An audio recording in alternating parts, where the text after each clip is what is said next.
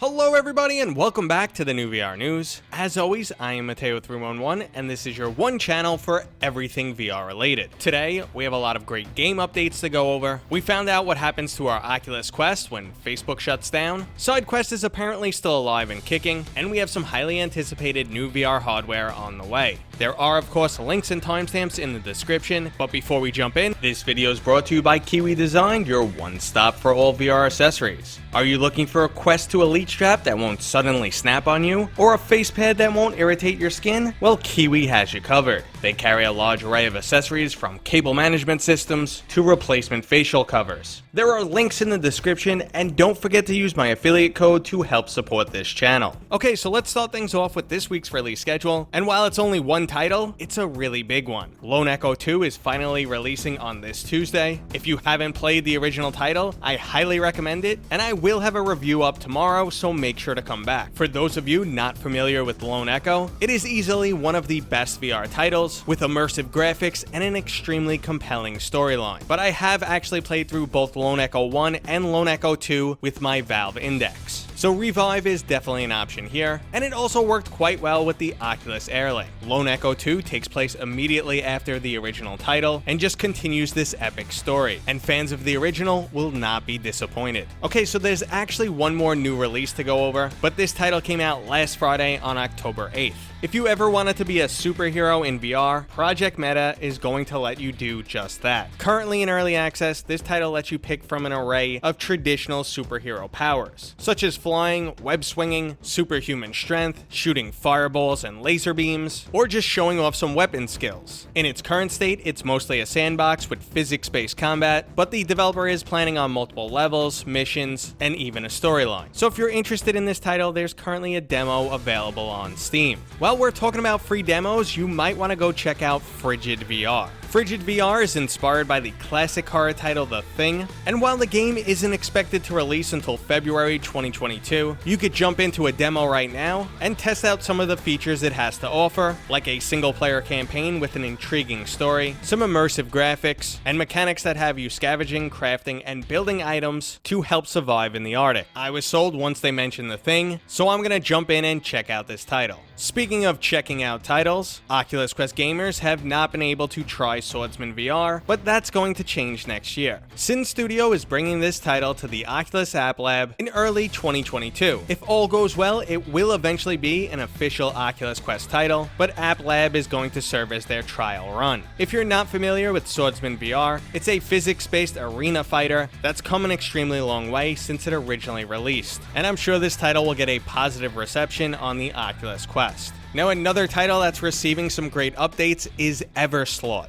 This brutally gory Doom meets Diablo roguelite title came out of nowhere and absolutely blew me away, but one major issue was the lack of content. Well, the first major content update is incoming. It'll introduce some new levels, new enemies, and some story elements. I've been following the roadmap for this game and just can't wait to see it grow. I'm expecting in a year's time or so, Everslaught will be a top tier title. So if you want to help support this game, go pick up the early access version, or just sit back and wait, and I'll let you know when it becomes a must-play title. And finally, another one of my favorite VR games has some more content incoming, and I'm of course talking about Cards and Tankards. If you were ever looking to play something like Magic the Gathering in VR, well, Cards and Tankards is the go-to title. It's free on Steam and the App Lab, and I'm constantly jumping into this game whenever I'm just looking to chill out and socialize and play a title that's less physically active. Now, this new update is giving us an additional 35 cards, a new in-game faction, and just some general game improvements and performance enhancements for the Oculus Quest. So if you haven't tried this game, go grab it right now. Again, it's free, and I will gladly teach you how to play. Honestly, I'd love to meet you in game and show you the ropes. Okay, so let's move on from games and start discussing the really rough week that Facebook just had. Not only is Facebook once again in the news for privacy concerns, but they also just suffered one of the biggest outages the company has ever had. For nearly 6 hours, Facebook,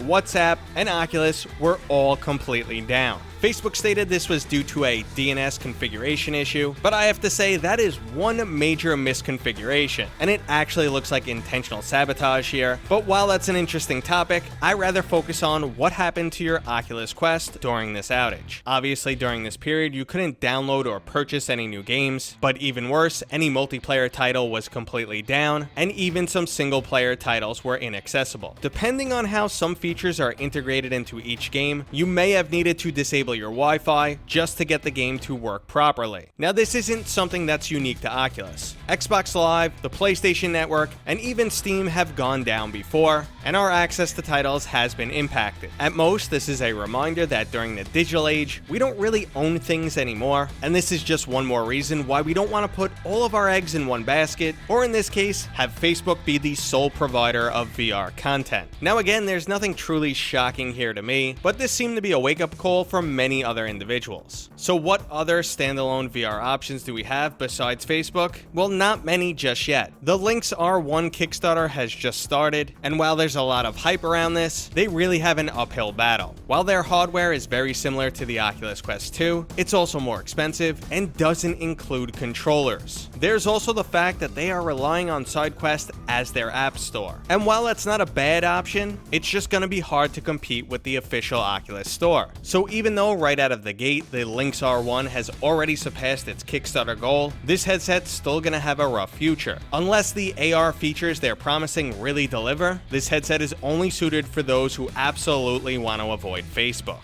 I absolutely wish this company the best, but I just don't understand how they're going to compete. Now, since we mentioned Sidequest, it's the perfect time to go over the fact that the company has just raised $3 million to help developers bring games to other platforms besides the Oculus Quest. The Oculus App Lab looked to be the death of Sidequest because it removed the user friction level of having to place their Quest in developer mode and having to sideload applications. So it only makes sense that Sidequest would be looking to target other headsets, and as of right now, it looks like their focus is on the Lynx and possibly the Pico Neo in the future. But like I said, this isn't true competition to Facebook, so is there any hardware on the way that might change that? Well, I can't say for certain right now, but HTC is making an announcement this week, and it definitely looks like it's going to be some type of headset, most likely something slimmer and focused on content consumption, but we'll know more in 3 days. Now, another announcement is also coming from Varjo. Now, if you're not familiar with Varjo, they make god-tier level headsets. Yes, they are enterprise, but they include specs that far exceed anyone else with equally high price tags. We're talking about $4,000 and $7,000 headsets. Now, there's no official information right now, and the company is basically just teasing us with statements like this is the most anticipated product or this is the one you've been waiting for. But putting hype aside, I don't know what they could really pack into a new headset that would put it ahead of its flagship VR3. So is it possible they might start targeting consumers? I really don't know. I'm still expecting something at the enterprise level or maybe even the prosumer. But I have to say, when a company like Varjo says that they are working on something more exciting than what they already have, well, you've got my attention. What can they possibly include right now that surpasses what they've already made, unless they're starting to push into another direction? Well, we only have to wait 10 days to find out more. Okay, everybody, that was today's new VR news. I hope you enjoyed it. If you did, go ahead and give this video a thumbs up. If you're new here, please consider subscribing. And as always, I will see you guys on next time.